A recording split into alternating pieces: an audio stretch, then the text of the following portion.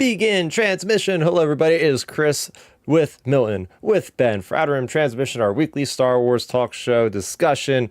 We are here this week to talk about some unfortunate news. We're going to talk about, of course, the unfortunate passing of Carl Weathers, but there's also some bright sides of Star Wars this week as well. So we are going to get into all of that this week. How you guys doing? What's up, Ben? Good. I've just been working out, back on the fitness grind and everything, and just doing the day by day normal stuff. Really, nothing too crazy as of late. Yeah, man, I've been stepping it up at the gym lately. Been making some PRs. I've really been lackluster the last couple months, if I'm being honest, right? I could say even a trainer gets in this, state of mind where you're just kind of going through the motions sometimes. You get kind of going through the motions. You get kind of complacent with the workouts, and you're like, so I made a New Year's resolution to myself, like, okay, I'm actually going to go tweak the workouts, actually really push myself. I'm in a healthy state right now where I'm not having any strains or anything like that. And so far it's been working. Hey, So yeah, I'll hey, one that's up you. I'll one up off you on that one. yeah, that's good. It's good. It's good to always be getting into it. I mean, like, I know I always joke around, but I'm like, man, I gotta stay on track, because like I get on Instagram and I see Milton over there working out on his Instagram, and I'm like, man, he's over there working out hard. I gotta work out hard if I'm another Yep. co-host on this podcast. So yeah, Milton, you're keeping us motivated here. Yeah. Honestly, man, listen, it's hard. It's not always easy. Trust me, I'm actually going through my own little issues at time too, which I've been trying to step my game up and adjust my workouts, because it's that time of the year Mm-hmm. where, quote unquote, how lifters are, just workout people. It's bulk season, and you really aren't always you aren't always paying attention to your diet the way you should. So I know, like, I'm probably 10 pounds overweight than what I normally am. So I'm just trying to get into a good mindset of getting locked in, getting more leaner, getting back to what I was over the summer. But I mean, I still feel good. I still feel consistent. But when you work out consistently, and people who are watching this who understand like how to work out, you get it in your head that you have like these weird things about working out. You're like, oh, I feel like a piece of trash today because I ate an extra piece of cake, or I ate a piece of candy, and it's like, Oh, you're really not that bad. You're actually fairly consistent. It's just you're just telling yourself, why did you do that? You shouldn't have done it. But at the end of the day, if you're consistent, your body will let you know. And honestly, like right now, I'm just trying to get in a different mindset of getting better, changing up my workouts, tweaking things, which I just got an Echelon bike yesterday. So I started Whoa. riding that really today before I got on the podcast. So just trying to just switch it up, man, and just, get better. That's right. One of these weeks we'll probably do, what kind of workout would this Star Wars character do? I feel okay. like we should do like a Star Wars fitness That'd be a fun one to do. episode. But you know what though? I would not be opposed to that, because think about, we can tie it into Star Wars now. Think about what these guys do to prepare for these roles. Mhm. There's no way. I mean, look at Hayden Christensen and Ewan McGregor doing the prequels. I mean, you see the footage of those guys putting in the grind with their lightsaber duels and whatnot, and it's like, that's not easy. I'm sure their physical training took place, their saber technique took. I mean, it's a lot. So, Well, and then you have to be in shape for that. Well, Milton, like, actually, this little fitness intro topic ties into my week in Star Wars, actually. Good. Because so I've actually, yeah, perfect transition there. But I actually so I'm continuing to like listen through Visions of the Future, which is the second Hand of Thrawn book, and there's a part where Mara and Luke are they're on this planet separate from the the other heroes and stuff, and they're investigating like a like pretty much like a crime syndicate, I would say.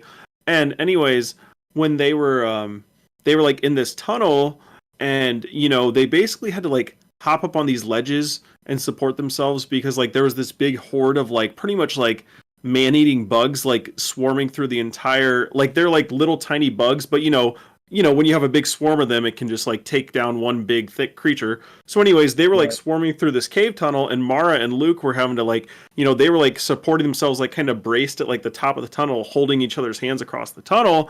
And Mara like literally acknowledges Luke's physical fitness, and she she made like a jab at him. She's like, hey, I thought I thought you said like Jedi, don't need to be physically fit or train or anything other than what their mind is. And Luke was like, well, actually, like through these past few years have shown me like having some sort of physical prowess can be helpful in the field as well, more along with the Force. So like they kind of acknowledge that like Luke's doing some hitting the Jedi gym here and there, I guess. Well, So I mean, yeah, that was a cool little thing. Like just a little nod. They're not in there saying, "Hey, we're doing this and that," but it's cool just hearing them like acknowledge that even though like he's a Jedi, like hey, they have to like stay in somewhat shape.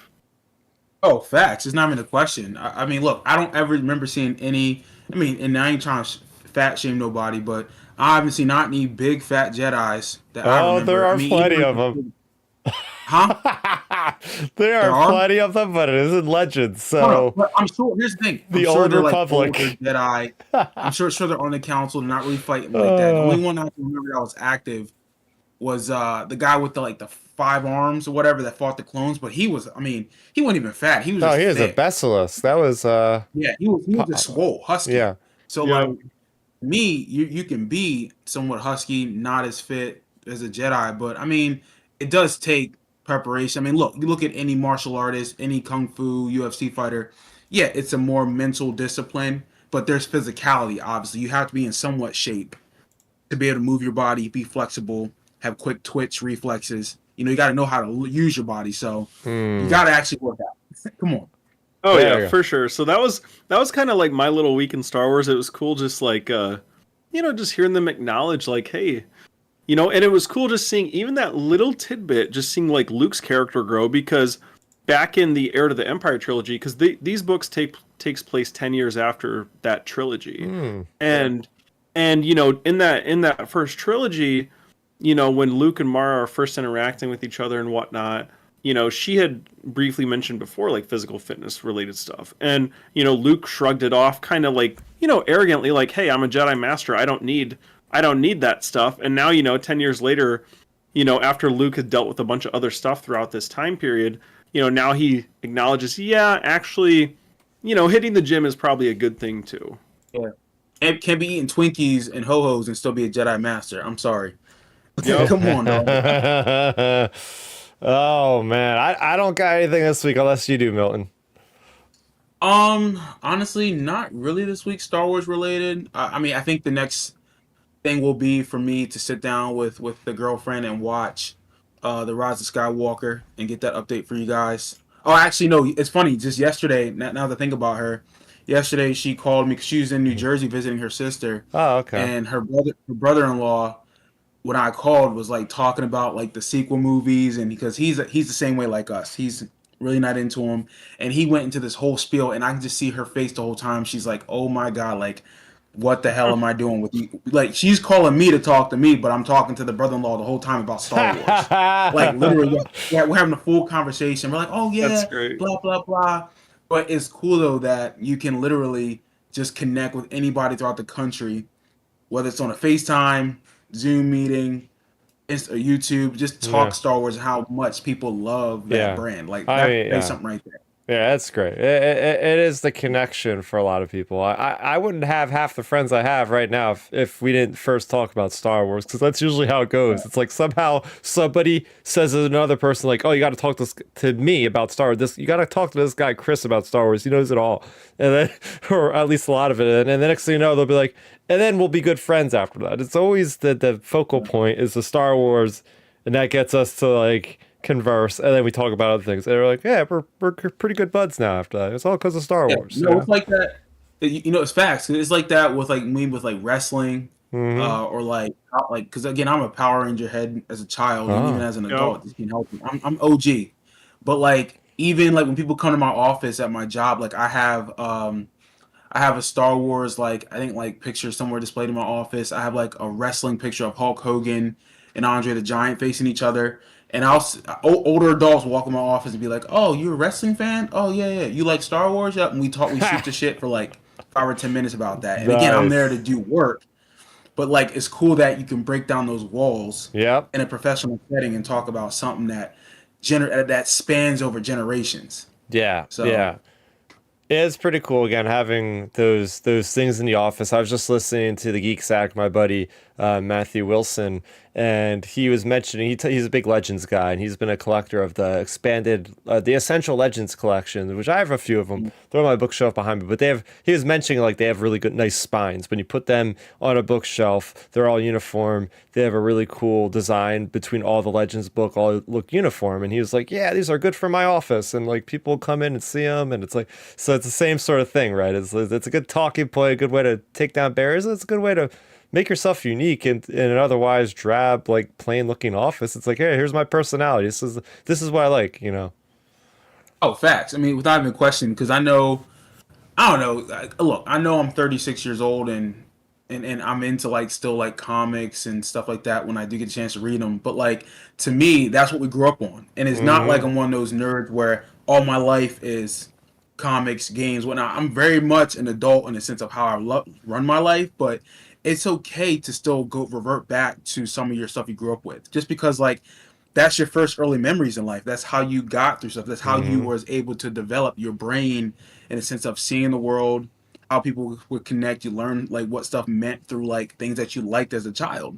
So, and then when I talk to people that are older than me, that I'm talking about 20 years plus that see that stuff, they're like, oh, I remember that too. I remember Mm-hmm. being at, the theater in 1977 when Star Wars came out. Or I remember being at the Yep. theater when Empire Strikes Back came out in 83 or not 83, 1980 and Jedi came out in 83.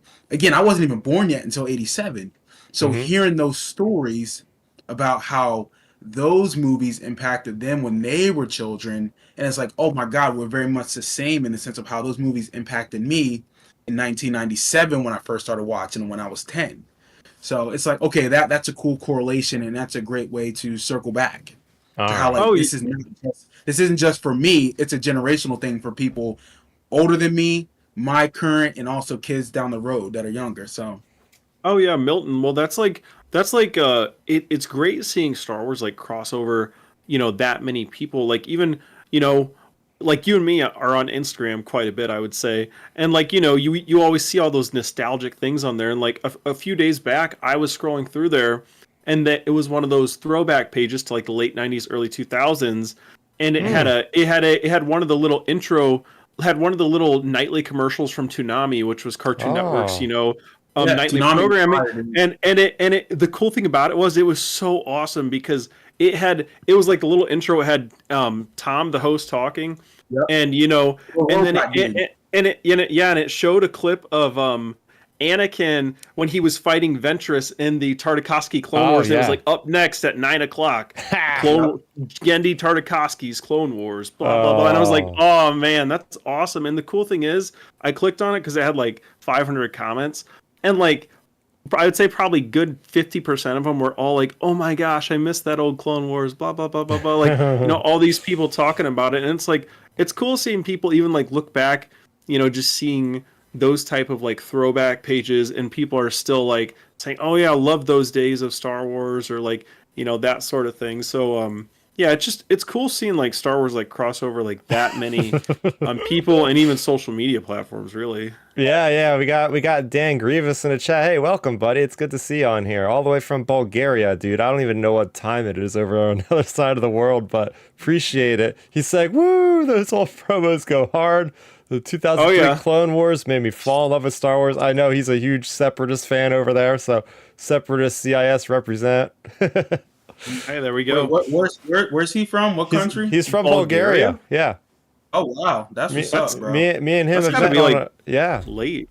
Yeah. He Appreciate goes you. all the Share, celebrations. Yeah. share this podcast with all your friends over there, man. Like, if I don't know what time it is over there. You right, because I assume it's like super early, but share this with your people. It's a good community to be a part of. I mean, we're all in our 30s. I'm assuming he's probably the same age as us. Like, we just love talking about these old like this Toonami used to hit.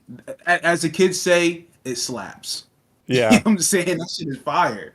Yeah. Me and Dan go back a ways. We've met at numerous celebrations. It's actually 2:30 over there. 2:30 in the morning. I was Yeah. gonna say I just checked. Dude, you know what I'm saying? I wouldn't even know. But nah, Hey, you're right. Those Toonami promos, bro. Oh, hey, that's fire though. Shout out to Dan for listening to us at 2:30 in the morning. Yeah, so there you have it. You guys can also join us live every week. I'll say that because next week we're still figuring out our logistics because we're not going to try to compete with the Super Bowl. Let's just put it that way. So we Not a good might idea. do something at another time, but I will let you everybody know on social. So follow me at Starrapter, and I will let you guys know. But we usually go live every Sunday at 7 p.m. Eastern, around there. We also have this available to listen after the fact on any podcast streaming service, whether it be Spotify, Apple, or more. Again, please give us a like on this video. Please give us a rate on any of your podcast streaming services so it helps spread the word that Outer Rim Transmission is fostering a positive Star Wars community here. We would love to see you guys in the chat just like Dan is. It's really fun being able to communicate on a fast basis like this. But getting into it, the housekeeping is over. We have a single comic that came out this week, and it is a big one, and that is the Dr. Aphra series has concluded for volume 2. But she's coming back. She's not dead. She is alive. Spoilers. So we'll be seeing her again, whether it is hopefully in something other than a comic. I would love to see her, make the transition to the screen of some degree, whether it be video games, animated, live action series, or even a movie someday. Let's keep pushing for that because she has awesome stories, really good representation, really good stuff there. So me and Matthew Neugebauer from the Tractor Beam Show, we go live every Wednesday. You can check us out over on the Star Wars Underworld. We have a really cool show coming up for you guys this Wednesday. We're going to be having the author, the writer, Ethan Sachs from the just concluded Bounty Hunter series, who is just starting his work up on the Jango Fett upcoming series. He's going to be there to talk with us about everything, comics, and more. So very much looking forward to that. And again, that will be at 9 p.m. this upcoming Wednesday on the Star Wars Underworld YouTube channel. So make sure you go ahead and subscribe over there after you subscribe to this channel, of course, if you haven't already. But with that being said, speaking of comics, we got a new comic announcement. Last week we were talking about Darth Maul. Now this week we're talking about Ahsoka, because now that's being adapted from the live action series that just concluded. We are getting that in comic book form. This is also being written just like the rest of the comic adaptations. This one is being written, let's see, looking for the writer. Should have pulled this up a minute ago. But anyway, the cover art is by David Nakayama. I'm looking for, oh yes, see, we have Rodney Barnes with pencils by Stephen Cummings and Jorge Janti. So yeah, if you guys know what to expect from the Mandalorian comics, then I expect this will be just like the same, right? This is just the on the book representation of what happened on the screen. There's no interstitial content. There's no before and after, as much as I would like it to be like the Rogue One adaptation from Jody Hauser.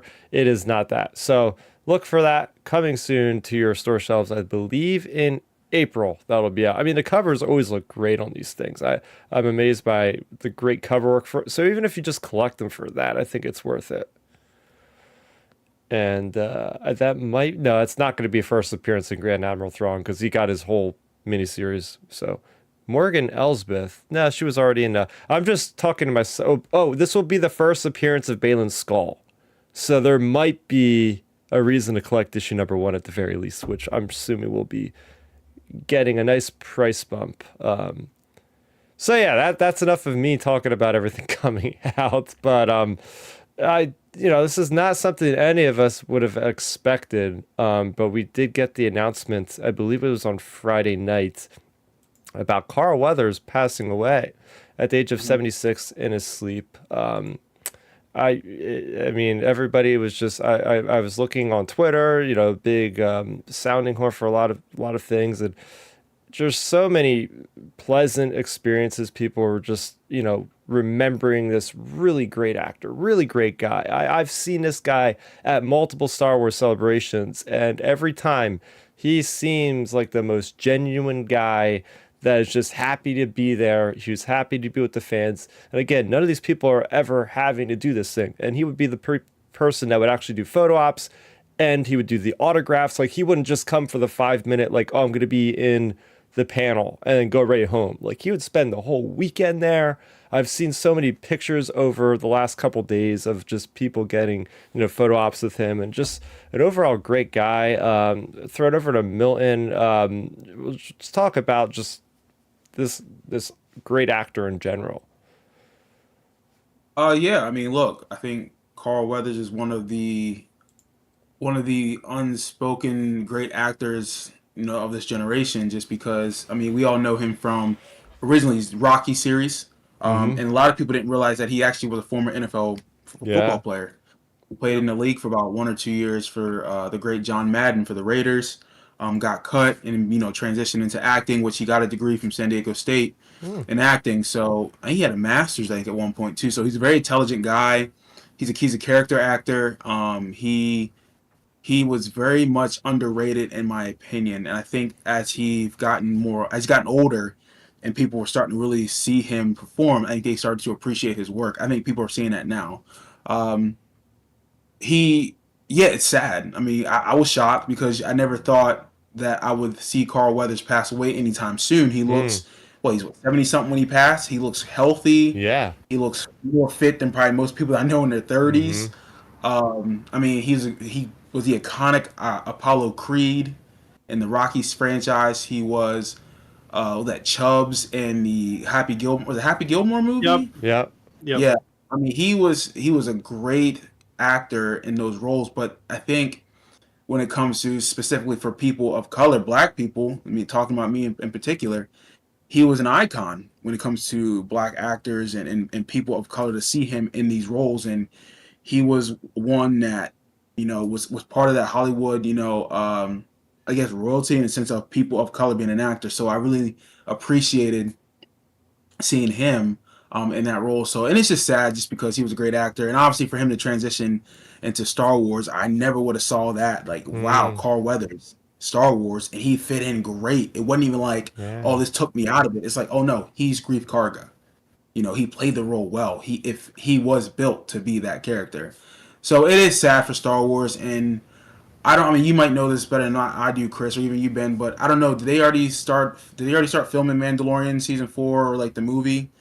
They Mm-mm. haven't. I haven't heard anything. It's supposed to film this year.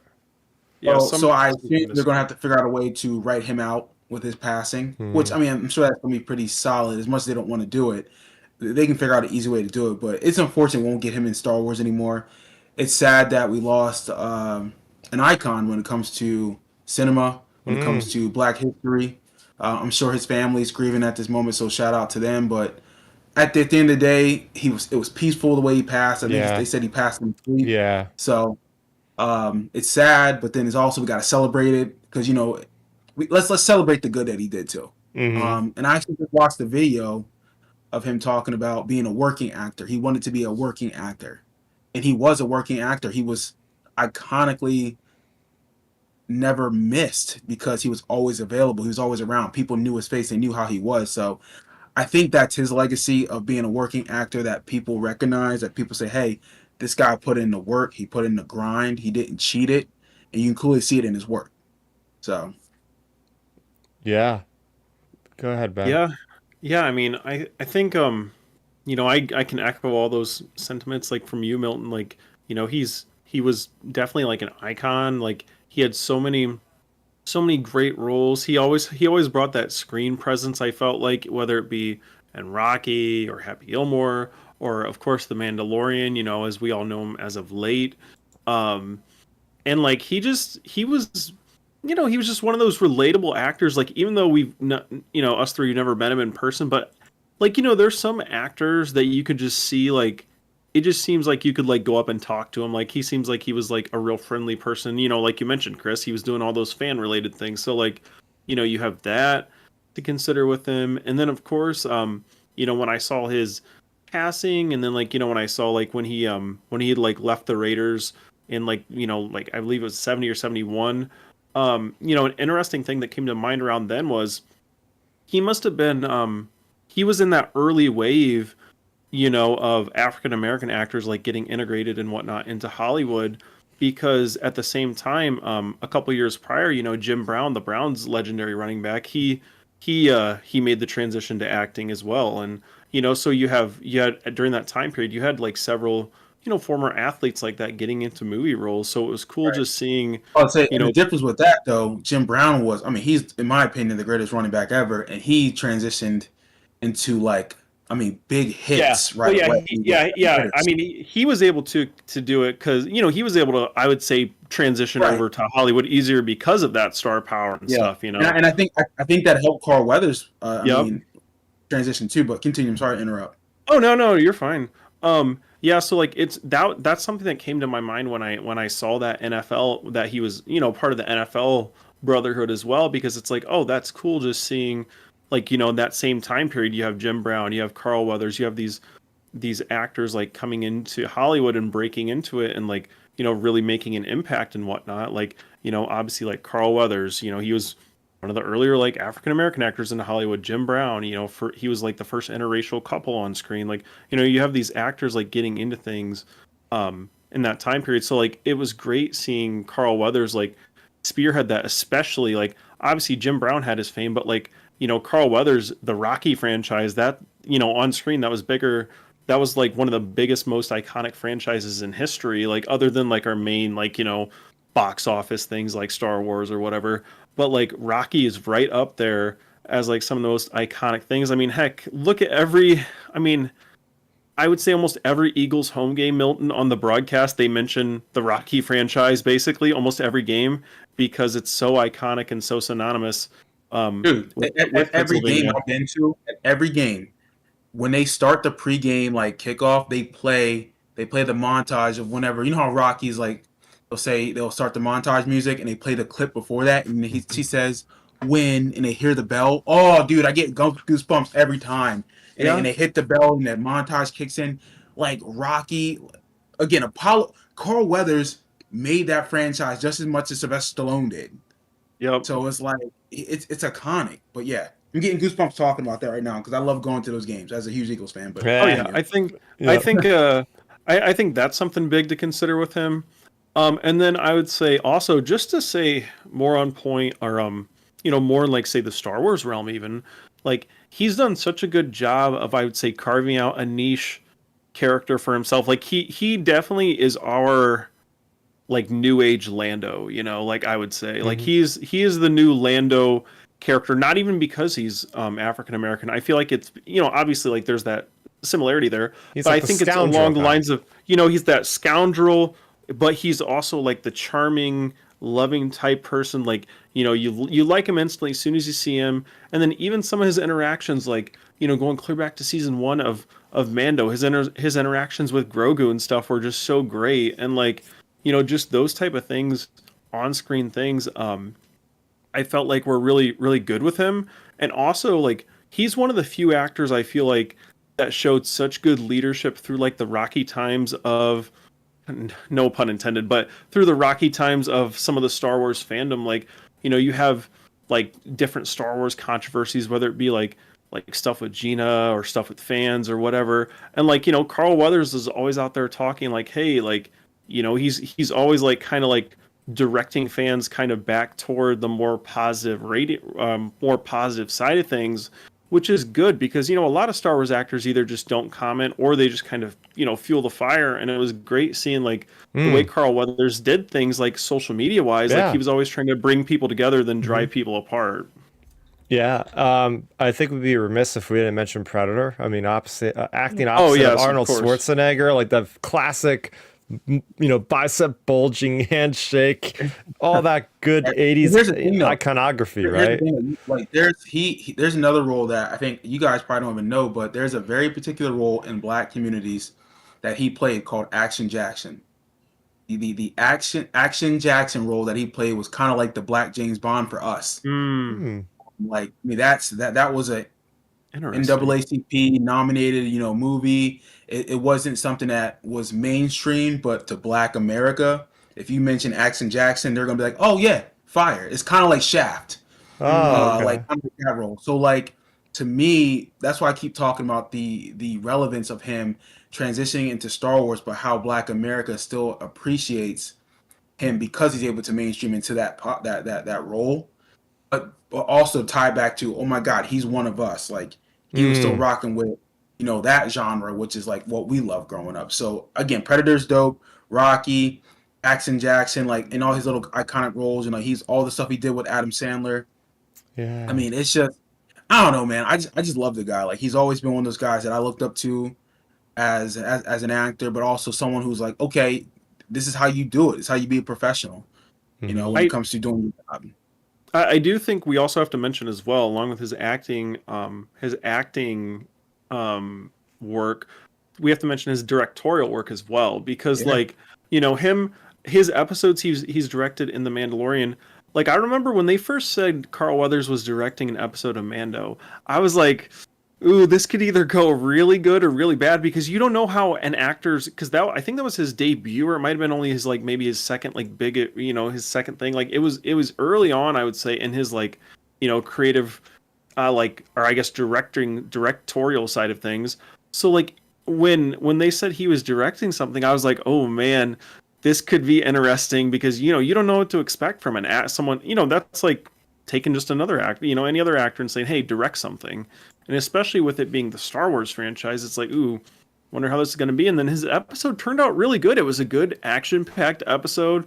Remember that was the episode where you had them like pretty much in like the car chase and all that stuff in Mando, and you had that was the one with like Dr. Pershing and like the implications of kind of like implying toward maybe some of the Snoke stuff, because we saw like the cloning tanks in that episode. So like it's that was a pretty good episode, I would say, that he directed. And like I remember like when we watched it and reviewed it at that time, it was like, oh yeah, this was a good surprise. Like it showed that he had directorial skills and not just acting skills. Yeah, I want to bring this to attention. This is probably the best representation I've seen of somebody explaining on a personal one-to-one of how Carl Weathers affected him.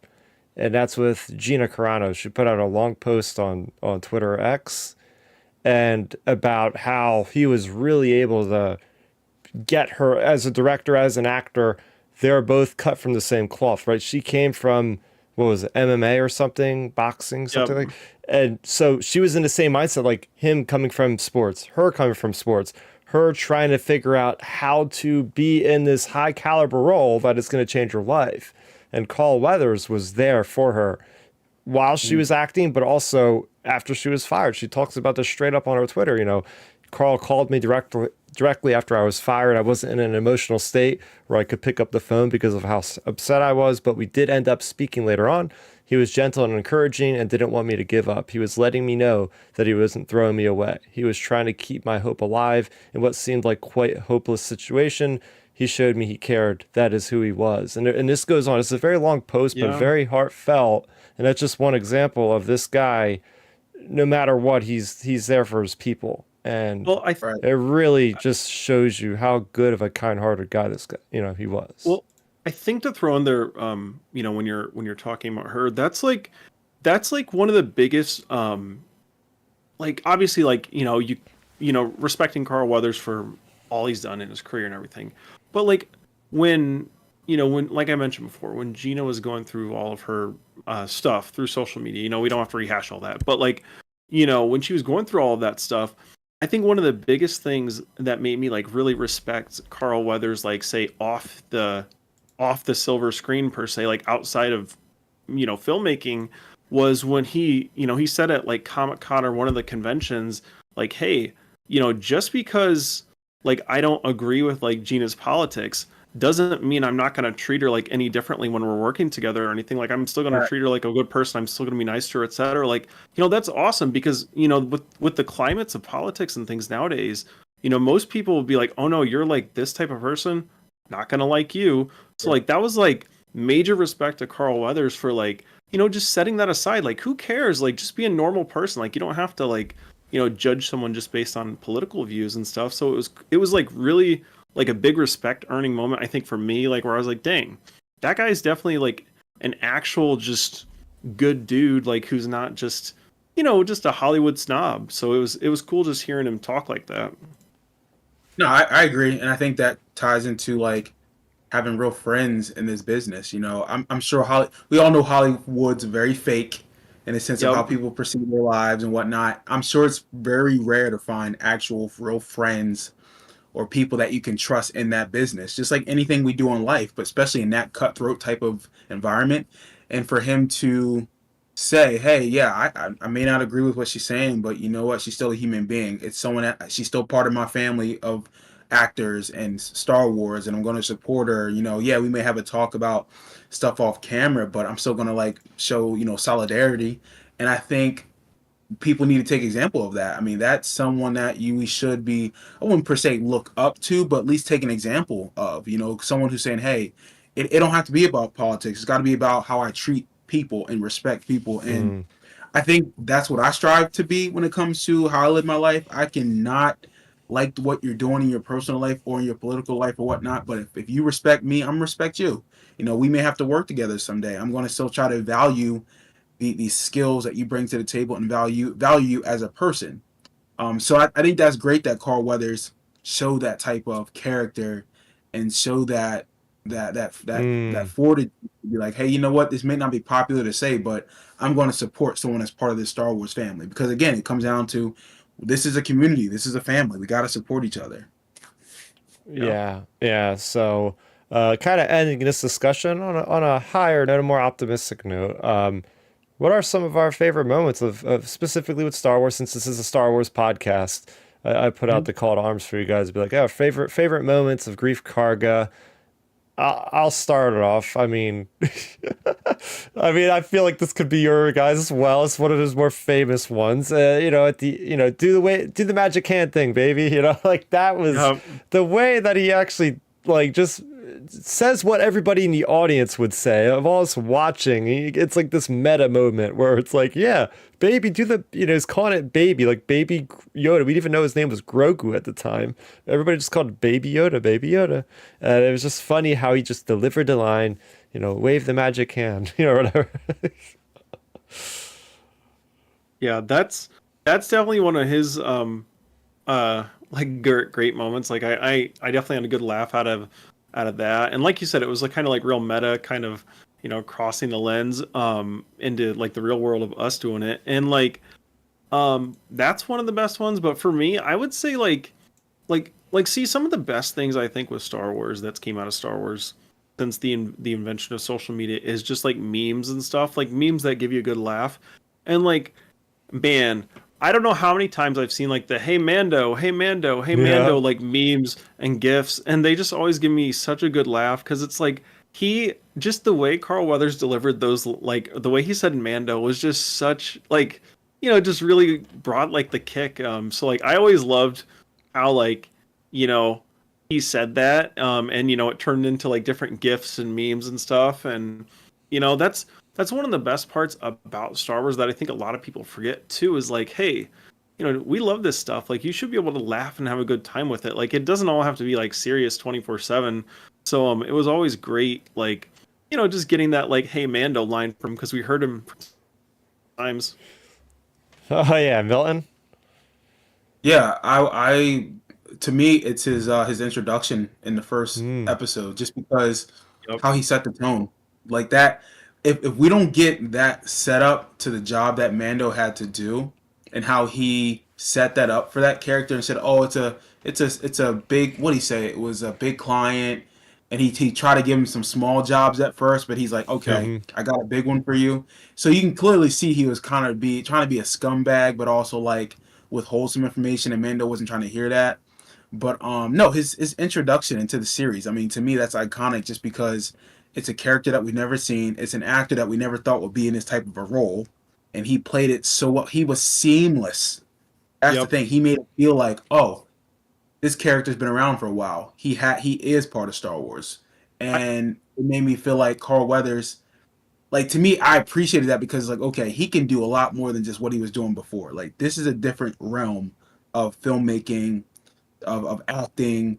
So I was like, okay, like and it works for me. So anytime I see that first season of Mando and he's in it, Hmm. I love it.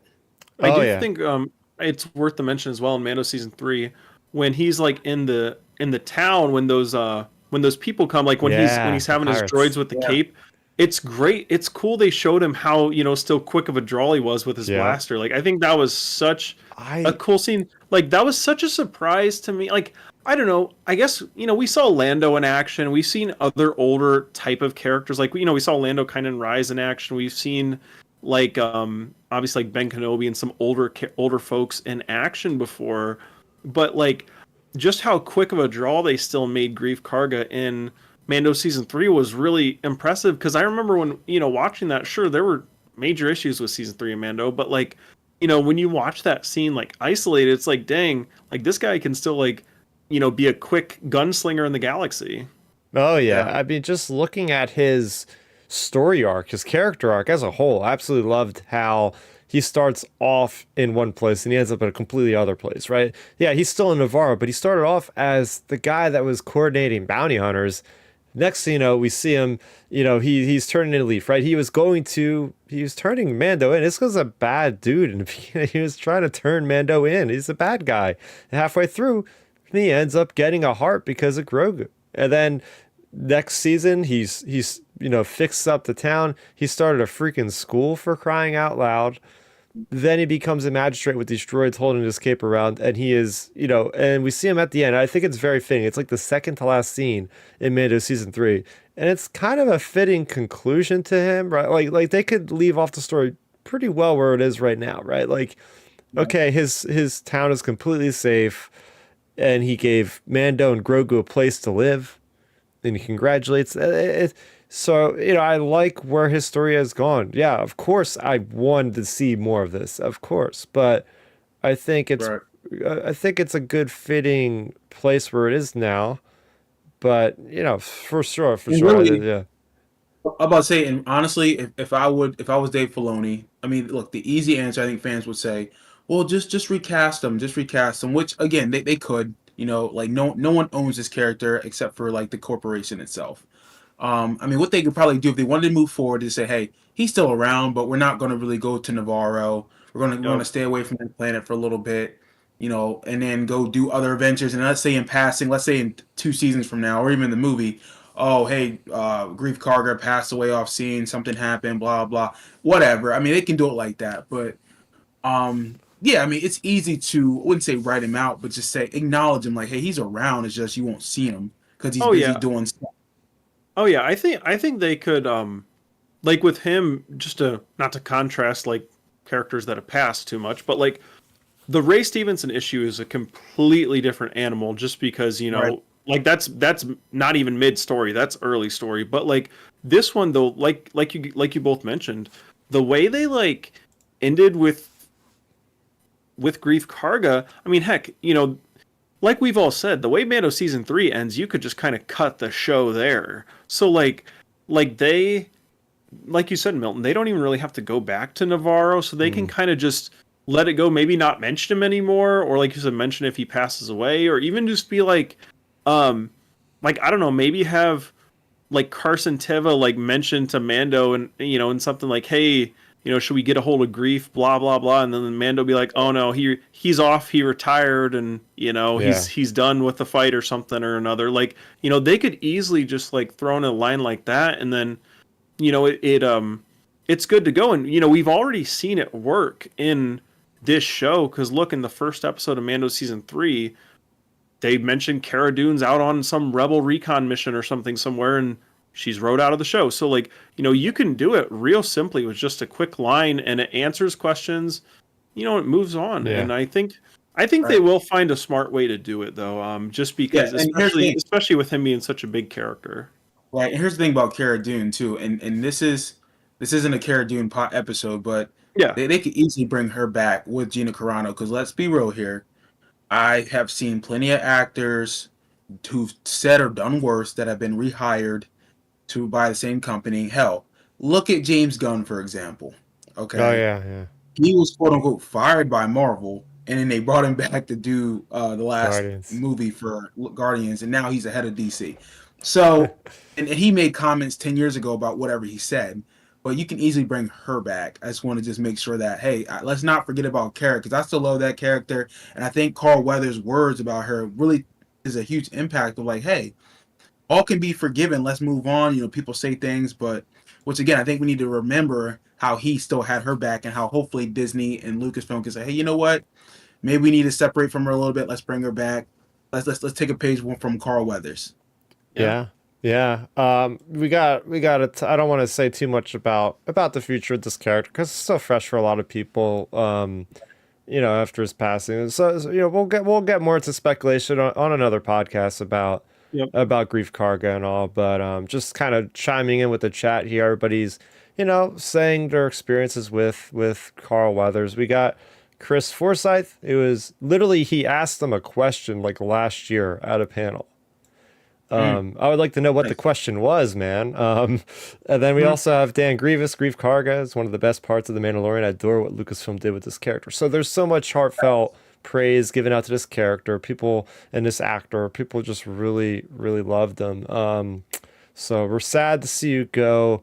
But we wish condolences to the family, and I'm at least he died peacefully in his sleep. He wasn't in pain. I mean, that's the thing though too. Like we can't that's what's important though. Like is that he was able to pass in a peaceful manner. You know, we can't forget about the family because it's easy for us to come up here and just talk about the Star Wars element of what he meant to the fandom. And again, I understand that because that's how we know a lot of these characters and actors. Through their work. But we have to forget that. Well, we can't forget that this was a human being that had a family, and hopefully, I would love to say if a family member was watching us talk right now, hopefully they're saying, hey, you know what though? These guys, they love my dad as an actor. They loved him as a character actor within Star Wars.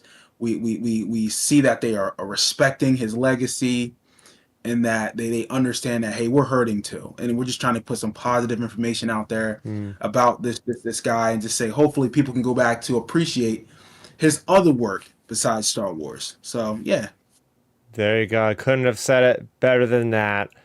And I can't really segue very easily from that discussion, but we're going to just jump into it cold. So we just got news that Star Wars won a Grammy, everybody. I know. What, huh?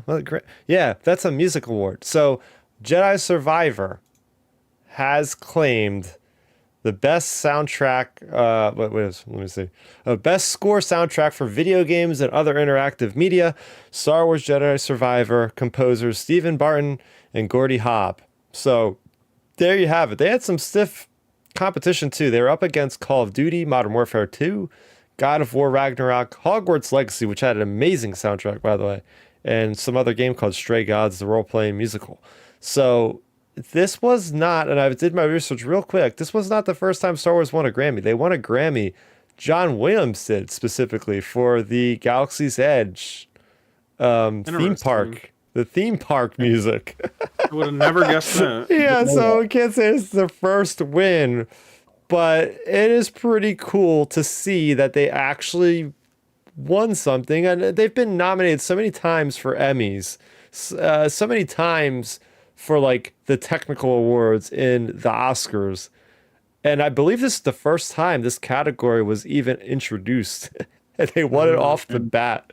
So props and praise goes to everybody, those two composers. And I believe those composers, at least I think it's maybe Steven, is actually the one that's involved with the Indiana Jones game coming out. Indiana Jones and the Great Circle this year, which if you've not watched that trailer, watch it because that looks better than the last two Indiana Jones, and it's a video game. So, and that soundtrack kicked butt. But anyway, this is awesome because I believe I'm the only one out of you two that have played the game. But I mean, this game, the music is part of the DNA of the game. And what I mean by that is there are scenes that, removing the music, they definitely wouldn't hit me as hard as they did. A lot of emotional, heartfelt moments that kind of pull at the heart and rip it out of your soul, right? Kind of moments. And the awesome themes of Cal Kestis sprinkled throughout. This is what a AAA game deserves, a soundtrack like this. And a lot of this stuff comes from the first game, Fallen Order, and they sprinkle in like the rest of the Star Wars, right? You always have these themes from different characters that play throughout, like the Han and Leia theme and stuff in the original trilogy, and the Force theme and all that sort of stuff. So them inventing the Cal Kestis theme and its kind of camaraderie, the companionship of you and your buddies on the Stinger Mantis really hits home. But I mean, throughout all the years, I mean, my earliest memory of a Star Wars game, of course, here we go again, Shadows of the Empire.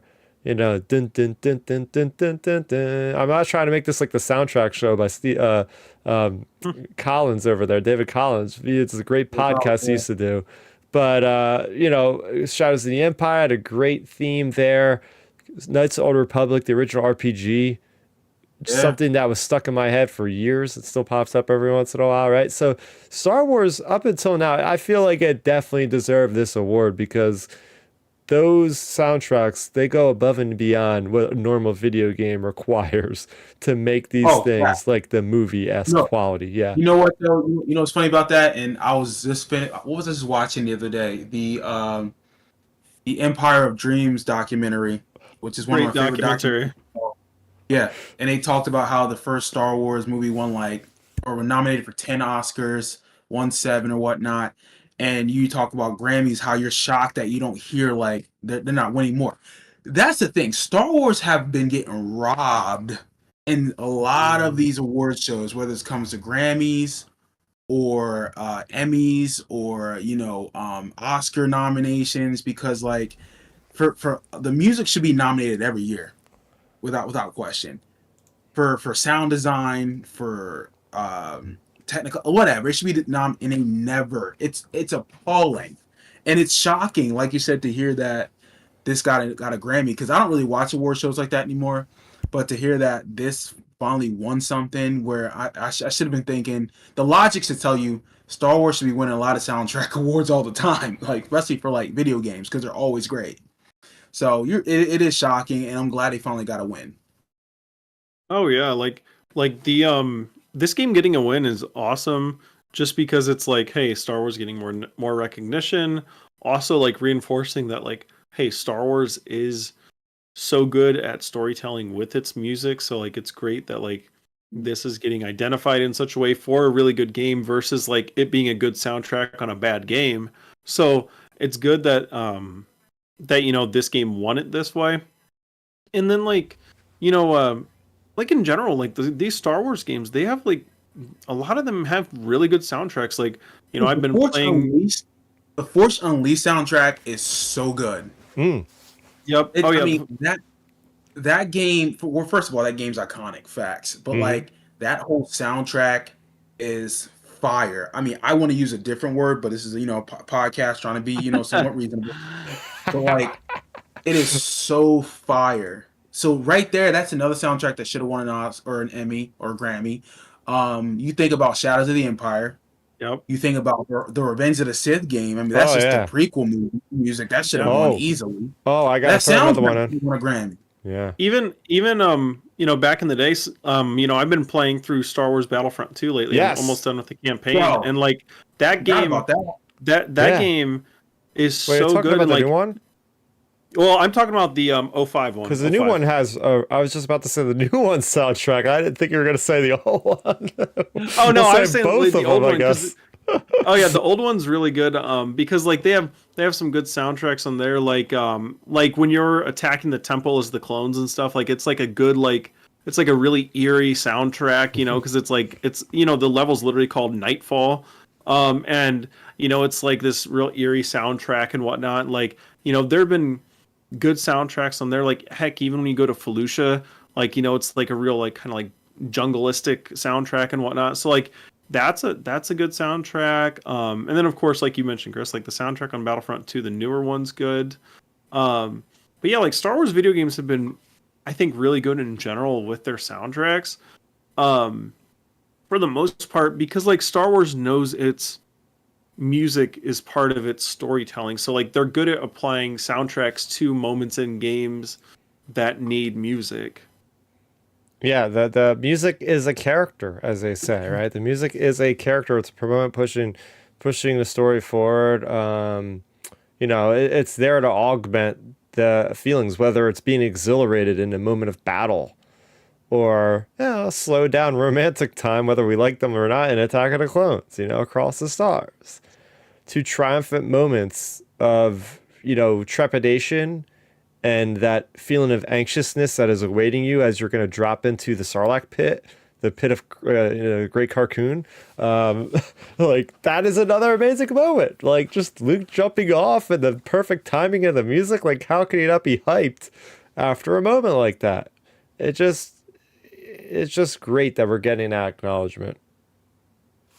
Oh, for sure. Like music for Star Wars is definitely like as big of character as any Star Wars character, on screen. Like it's great seeing music be this impactful, like especially for like a game at that. Like that's a really great thing. And like, music in mediums like this, it's just, there are certain franchises when you watch a movie, like some music, it's just forgettable. Like you don't even remember the music when you listen, when you don't even, when you're not watching it, you don't remember the music from certain things. Like, think about even just under like the Lucasfilm umbrella, we have Indiana Jones, like that theme song, or even say under the John Williams umbrella, like, Indiana Jones, you have Jaws, you have Superman, you have Jurassic Park, all those things that I just listed off. If you've seen them before, you're probably automatically thinking of the soundtracks, because like those soundtracks are as good as the character. I mean, like Jaws, think about Harry Potter. Yeah, Harry Potter. Yeah. Harry Potter, that's an excellent one too. Harry Potter is great. Bro. Yeah, it is. Yep. I would say you got Harry Potter. That's what I mean. Like another game, a Harry Potter game was a nominee on this list. It could have easily been the Harry Potter game. Yep. So. But yeah, oh man, yeah. So there you have it. Star Wars brings home a Grammy. Maybe Outlaws will bring home a Grammy #2 next year. We shall see. But yeah, it's gonna do it for Outer Rim Transmission number 139. We had some really thoughtful things to say on this one for sure. Great stuff all around the virtual table here. I want to thank you guys for joining me on another fine time here on Outer Rim Transmission. I'm going to remind the chat here that next week we're going to have a slightly different recording time. So you'll see a preview of our stream going onto the channel here to give you a reminder. I'll also send it out on Twitter. So you guys will be prepared. If you'll be reminded, it's going to be at night at some point. Just got to nail down a day and who's going to be all able to be on. But we'll be back in some capacity talking about a fun thing next week. And I don't usually talk about what we're talking about next, but being it is a Super Bowl, you can come prepared to listen to us talking about sports and Star Wars to some degree. So whether it be pod racing or hutball or some other things I have to dig up on the good old Wikipedia, we're going to be talking about it next week on the show. So get ready for that. It's going to be a fun time around this place. So where can the people find you, Milton? They can find me on Twitter or X at MiltonWeber7 or Instagram at Milton7Weber. Yeah, like I said, I really enjoyed Carl Weathers as an actor. His legacy is always going to be intact in my head. So sad day for the world, sad day for his family, but it's also a good day to celebrate and to remind people of how great he was, not only as, a character actor, but someone who was very impactful in the community of Star Wars. Oh yeah, very good, very good. Ben? Oh yeah, I can echo all those sentiments. For me, you can find me on Twitter and Instagram at RealBenMaynard. I'm always talking Star Wars or fitness or sharing nostalgic memes on Instagram. And this week I don't really have too much going on other than just like the basic fitness stuff. And then I've just been slowly watching through Arrow. Like I'm on season 3 right now. I'm just got in 2-3 episodes in right when some stuff happens to Sarah. So it's definitely some good vibes with Arrow season 3, especially because this is where the League of Shadows start to get involved. And it's so good. And like even, since we're on the outro, like even in Arrow, the music is the character, because like the League of Shadows or the League of Assassins, League of Assassins, they have their own theme.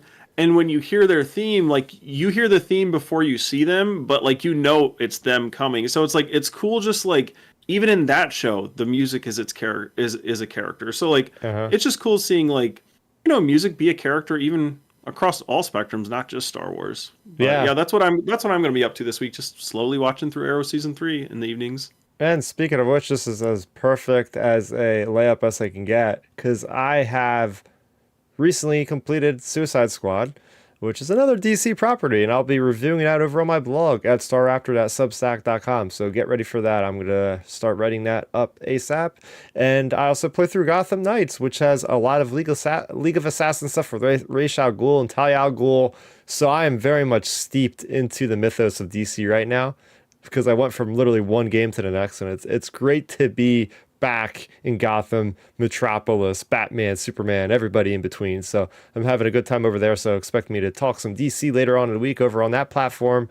And as I said off the top of the show, very special show we're having over on the Star Wars Underworld on our Tractor Beam Weekly show. Me and Matthew are going to be sitting down virtually with the writer of the Bounty Hunter series, which has concluded, Ethan Sachs, who is also writing the upcoming Jango Fett miniseries. Yes, I get to pick this guy's brain about my favorite prequel character. So be ready for it. It's going to be awesome.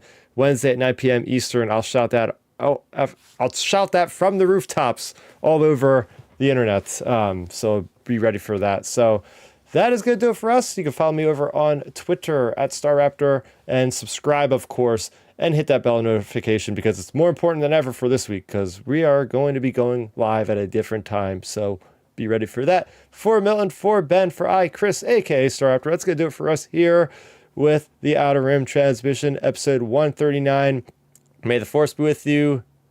Be peace. Good night, everybody.